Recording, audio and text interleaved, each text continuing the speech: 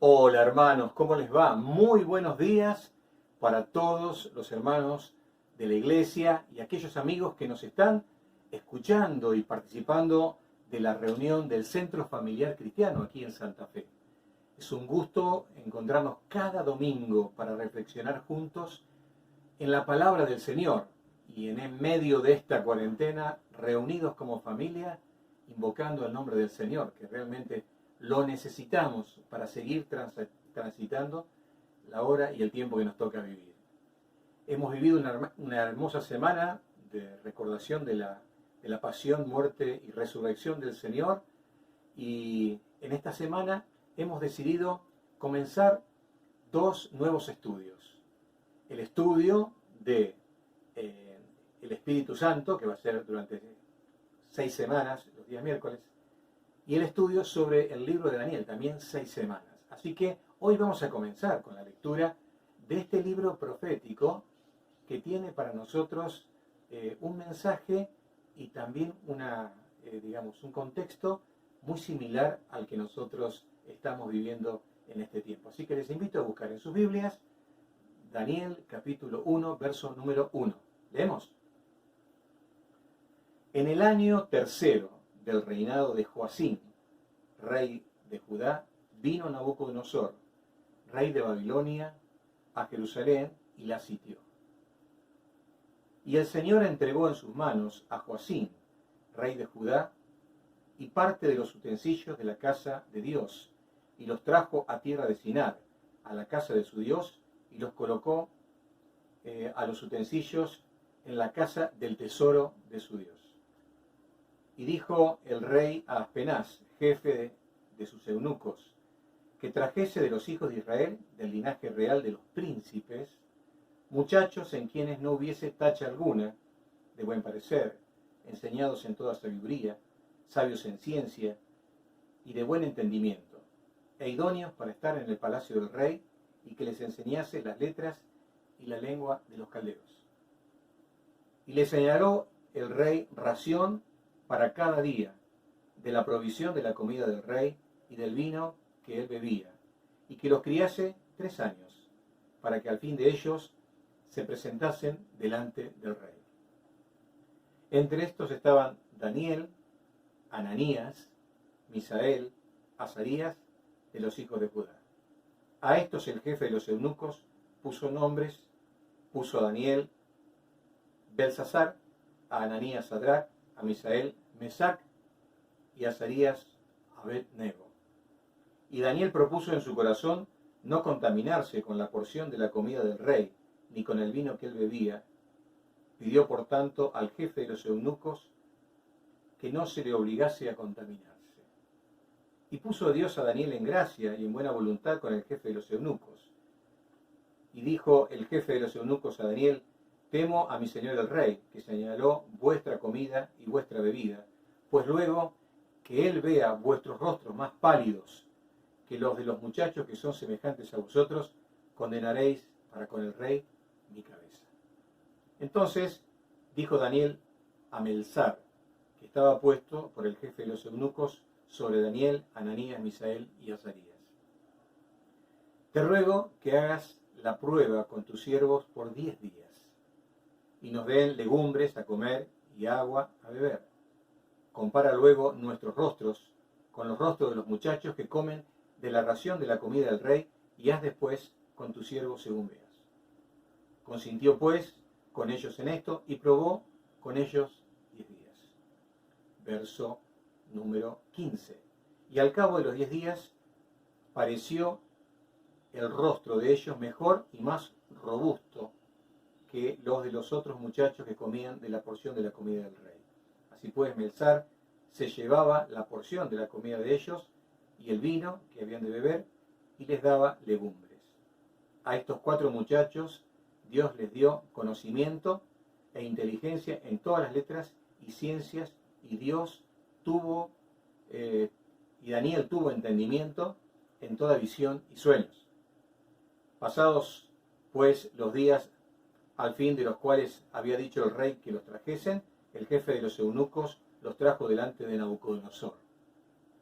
Y el rey habló con ellos, y no fueron hallados entre todos ellos otros como Daniel, Ananías, Misael y Azarías. Así pues, estuvieron delante del rey.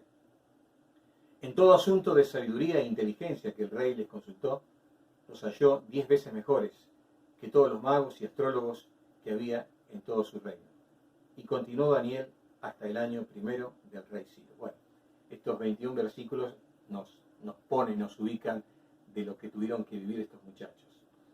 En este libro, en esta historia del profeta Daniel, encontramos un paralelismo con nuestra realidad. Vamos a contextualizar un poquito qué es lo que sucedía en aquel entonces. Ustedes se acuerdan que uno de los desafíos que tuvimos fue leer el libro de Miqueas. En el libro de Miqueas, antes que venga lo que fue la caída del reino del norte y del reino del sur, Miqueas profetizó, como otros profetas, Jeremías por ejemplo, que el reino del norte y del sur iban a caer, y el reino del sur iba a caer bajo Nabucodonosor o los caldeos. Bueno, aquí es el cumplimiento de la profecía bíblica. 605, año 605 antes de Cristo. Es decir, vino Nabucodonosor, Dios entregó, más que el poderío militar de este emperador, es que Dios entregó a Jerusalén en manos de Nabucodonosor como castigo, como juicio por el pecado del pueblo. Y esto conviene que lo recalquemos. ¿Por qué? Porque tarde o temprano la palabra de Dios se cumple.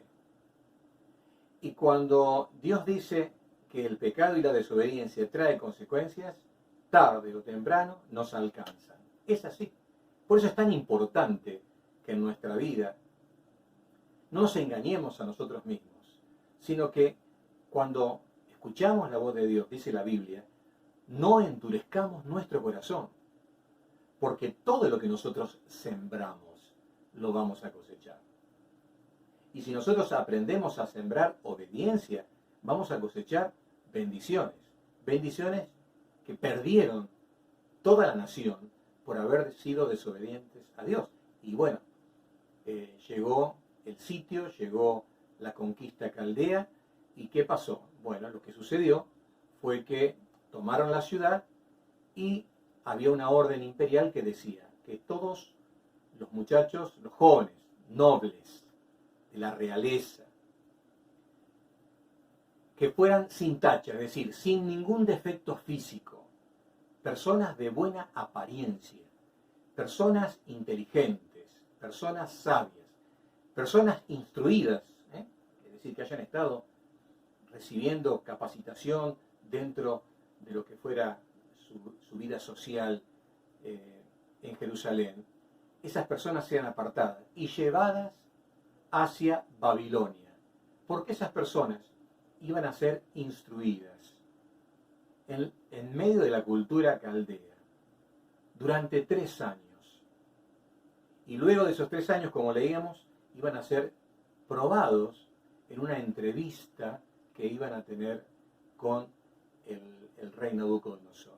Ahora, nosotros contamos esta historia y bueno, la experiencia para ellos ha sido tremenda, fuertísima.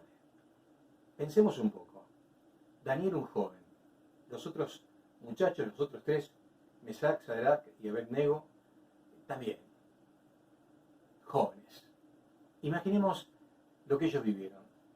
Ellos tenían una vida acomodada, digamos, una vida social, eran de la nobleza, tenían una casa, tenían una familia, papá, mamá, hermanos, tenían una ciudad importantísima en aquel tiempo, religiosa, política, económicamente hablando, muy importante.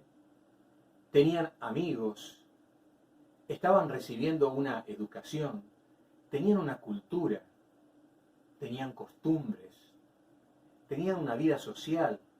Es decir, es como que su vida estaba proyectándose, tenían un proyecto de vida. Ahora, de la noche a la mañana todo cambia.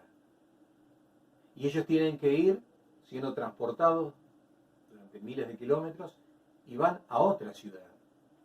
Se despegan de los afectos de la familia. Van a un lugar donde tienen otra cultura, otras costumbres, otras comidas, es más, otra lengua y también otra religión.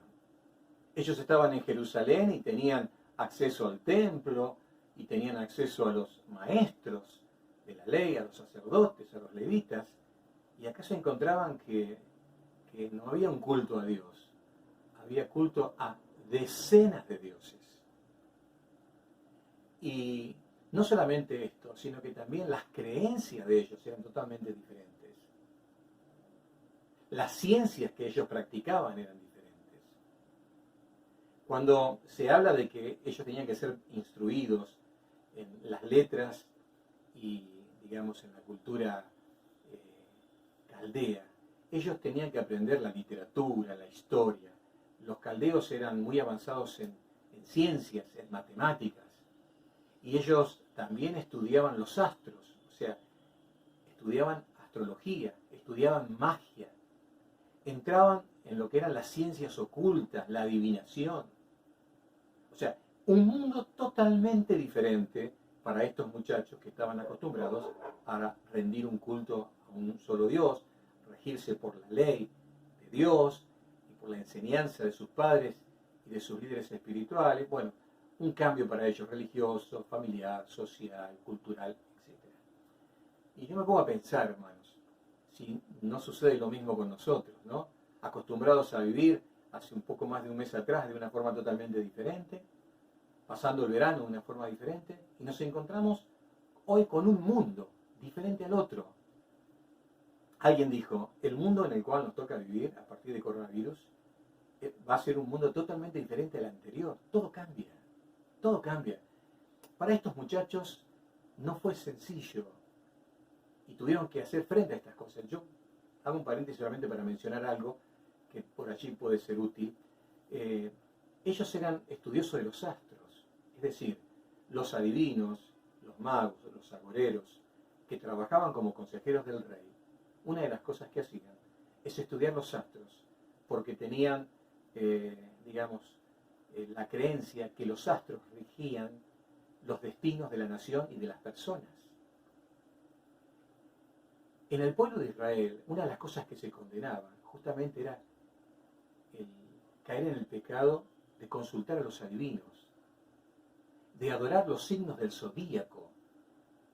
Y en muchos pasajes de la Biblia, Isaías 47, Jeremías capítulo número 8, verso 2, y muchos otros pasajes que encontramos, hay una condenación muy fuerte delante de Dios que habla de contaminación y de un gran pecado, cuando su pueblo consulta a los adivinos, a los horóscopos, a los signos del zodíaco, y cree que el signo del zodíaco define quién es.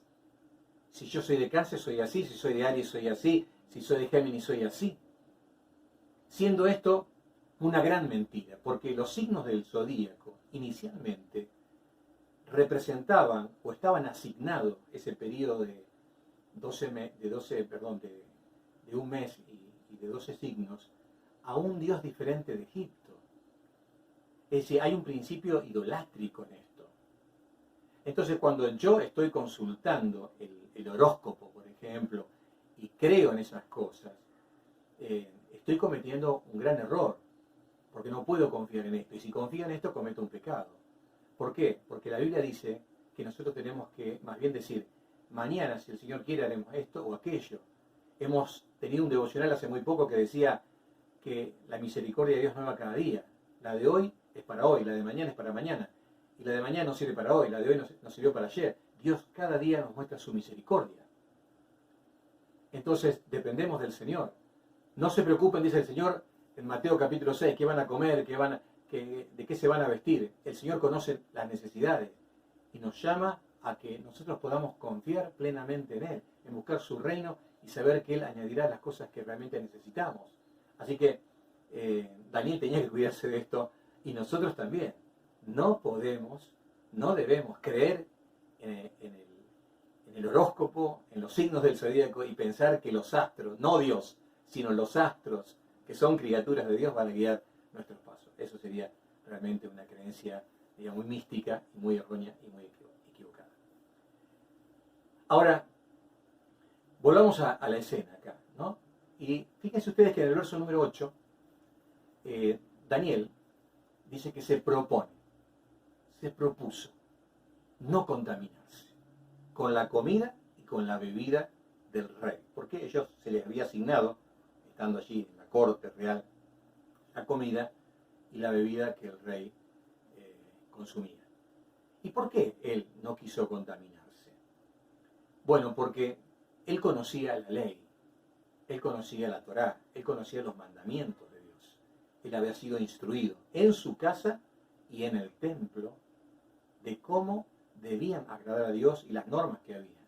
Él sabía que en Levítico capítulo 11 se habla de animales puros y de animales impuros o inmundos, que hay animales que no se pueden comer. Es más, otra cosa que también hacían ellos, la comida, primero la ofrecían a sus dioses y luego la traían, una comida riquísima, la mejor carne, la mejor bebida, y entonces ellos tenían que comer una comida que había sido ofrecida a otros dioses, otra forma también de contaminarse. Entonces ellos dijeron, nosotros no queremos participar de esto.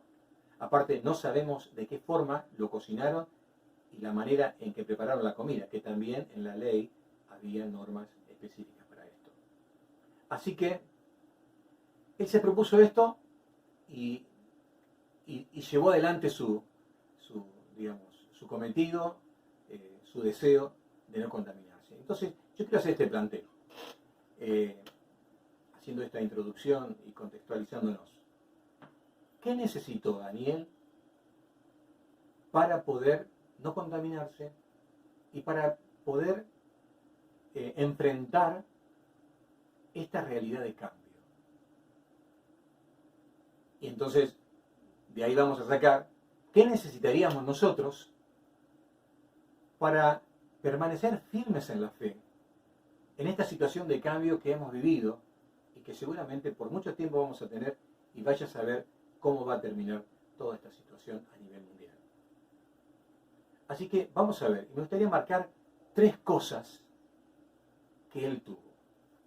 En primer lugar, la primera cosa que nosotros podemos ver en él y en todo el libro, y es que él tuvo y practicó una comunión con Dios. ¿Cómo podemos saber esto? Bueno, fíjense ustedes. Una de las cosas que vemos en el capítulo número 1 es, verso número 9, dice que Dios puso a Daniel en gracia y en buena voluntad con el jefe de los eunucos. ¿Y por qué lo puso en gracia? Justamente porque Daniel habrá pedido al Señor que le ayudara para que ellos no fuesen obligados a comer. Pero hay otro pasaje, hay varios, pero podemos leer en el mismo libro de Daniel, en el capítulo número 6, en el verso número 10, dice así: cuando Daniel supo que el edicto había sido firmado, entró en su casa y abiertas las ventanas de su cámara que daban hacia Jerusalén, se arrodillaba 3 veces al día y oraba y daba gracias delante de Dios como lo solía hacer antes. Fíjense el hábito que él tenía. Abría la ventana, oraba enfocado a Jerusalén y oraba 3 veces al día. Y esto lo sabían todos. En el contexto aquí pasó de que la gente que lo envidiaba quería tenderle una trampa y que sea comido por los leones. Y entonces le pidió al rey que hiciera un edicto por el cual durante 30 días toda la gente lo adorara a él, al emperador, al rey Darío, y el que no lo hiciera sea echado en el foso de los leones. Bueno, pero él cuando se enteró de esto, ¿qué hizo? Se fue a la pieza y se puso a orar.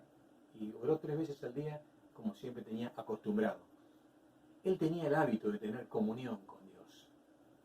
Y eso fue lo que a él lo llevó a mantenerse firme en la fe en medio de esta situación de cambio. Realmente, así como decimos que el mundo ha cambiado, la vida religiosa ha cambiado. La iglesia ha cambiado. La iglesia está cerrada hace 30 días. lo que sería el culto colectivo, congregacional, no está más, por ahora. Los abrazos, los besos, los saludos, las sonrisas, las miradas, el canto congregacional, la instrucción bíblica grupal, no está. Las células no están.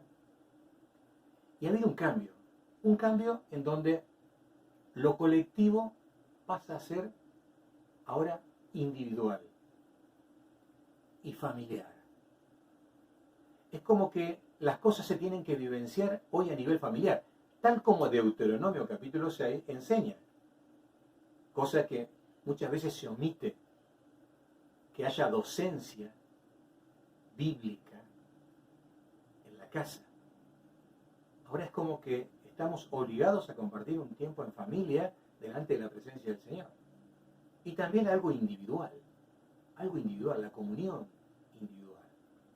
Yo recuerdo cuando me convertí al Señor, eso fue en el mes de enero, en un campamento cristiano aquí en la ciudad de Santa Fe. Cuando vuelvo a mi casa, luego del campamento, me encontré con la realidad de que había tomado una decisión, pero que me distanciaba de un montón de personas.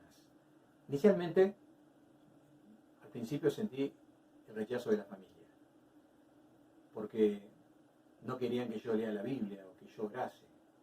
Yo me tenía que encerrar, y a veces en el baño, de rodillas para orar. Y para leer la Biblia, exactamente lo mismo. Tenía restricciones para congregarme.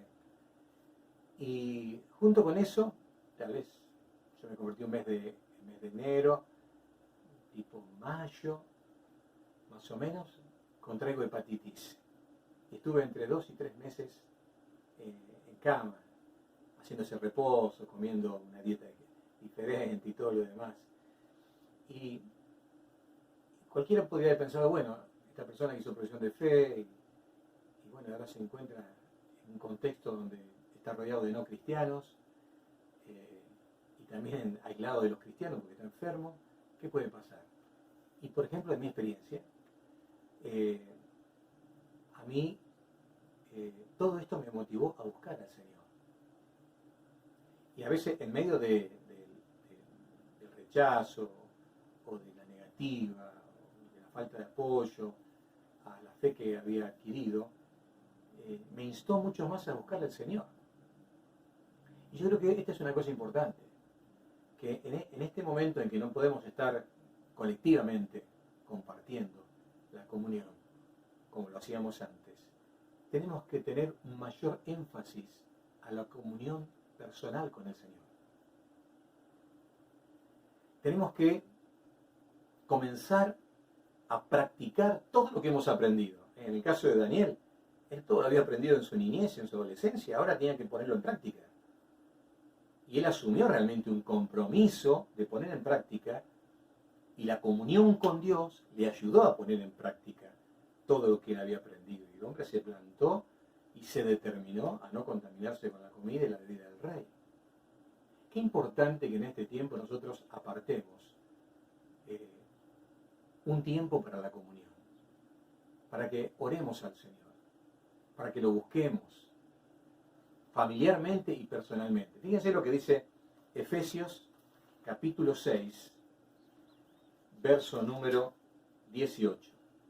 Orando en todo tiempo, con toda oración y súplica en el Espíritu, y velando en ello con toda perseverancia y súplica por todos los santos. Fíjense lo que dice acá. Orando en todo tiempo. Hay 4 todos aquí. Todo tiempo es cualquier oportunidad.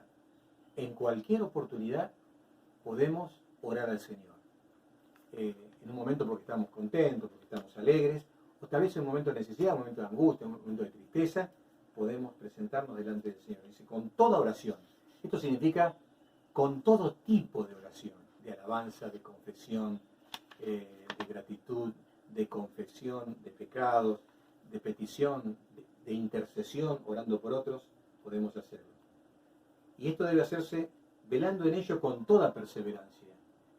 Esto habla de la continuidad de nuestra búsqueda en oración al Señor. Y debe ser por todos los santos, por todos los santos, por todos los hermanos. Tenemos que aprender a orar por todos. Así que la oración nos va a sostener y va a ser algo realmente muy importante. Alguien por allí dice, bueno, ¿y cómo puedo hacer para orar? ¿Y cómo puedo organizar la oración? Yo les voy a dar un ejemplo.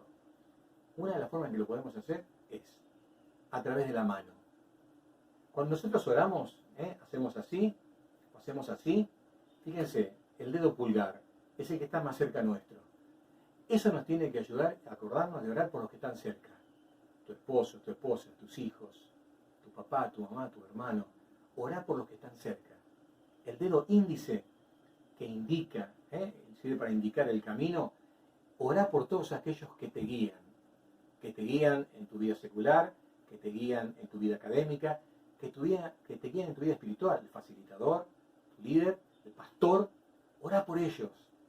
El dedo mayor nos hace recordar que Dios quiere que oremos por todos los que están en eminencia, por las autoridades, dice en 1 Timoteo que leímos en el capítulo número 2. Así que hay que orar por aquellos, el presidente que tiene que tomar decisiones con su equipo, por los gobernadores junto con el presidente tomando decisiones que afectan a toda la nación, por los intendentes, por los concejales, tenemos que orar.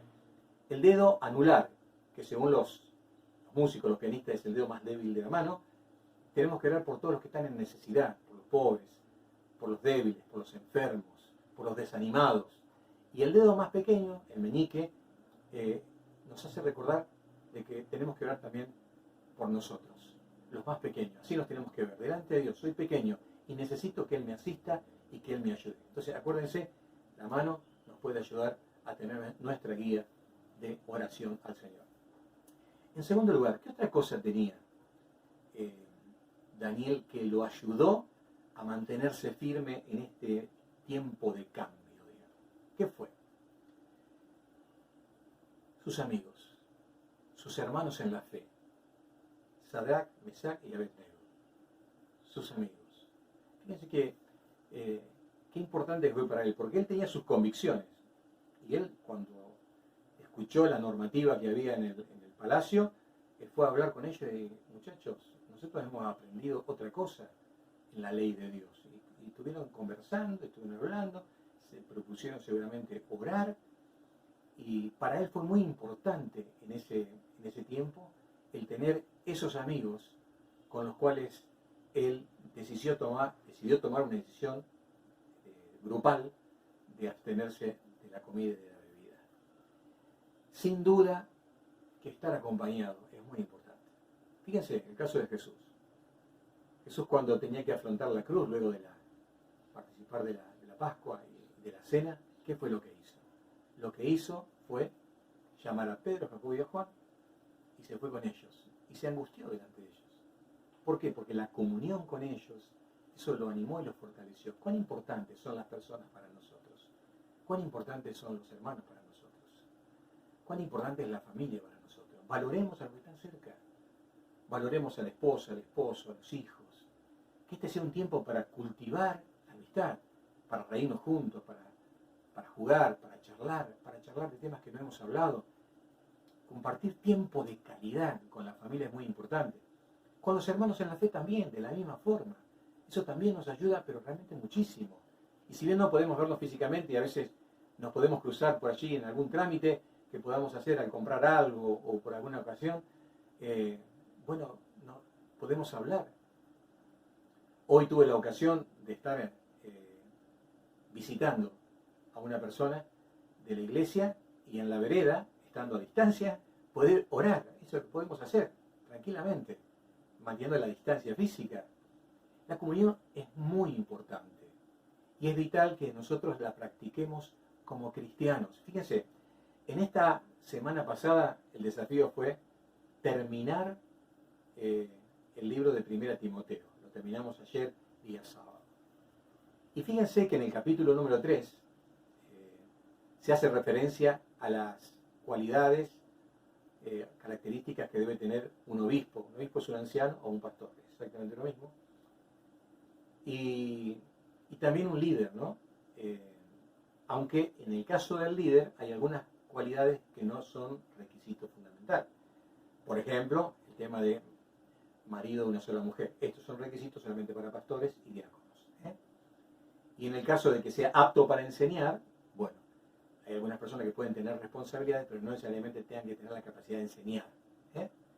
Entonces, bueno, vemos que en el diseño divino, ¿qué es lo que Dios hizo? Poner a la iglesia organizada, armada. ¿Por qué? Porque Dios quiso que los creyentes en la vida comunitaria del pueblo del Señor participen realmente de una comunión entre ellos. Así que es muy importante el congregarnos. Por eso nos dice Hebreos capítulo 10, verso 25, no dejando de congregarnos como algunos tienen por costumbre. Es muy importante, para nuestro caso, participar cada miércoles. Para nuestro caso, participar cada domingo del tiempo que estemos juntos. Y termino con esto. Él necesitaba comunión con Dios. Él necesitaba comunión fraterna con sus amigos. Y en tercer lugar, necesitaba ser testigo de su fe en Dios. ¿Y cómo lo vemos? Esto de ser testigo de su fe en Dios lo vemos en que él testificó al eunuco y al jefe de los eunucos que le estaba pidiendo que comiera y bebiera la comida del rey. Y él dijo, yo no puedo contaminarme, yo no puedo hacer esto. Y testificó de su fe.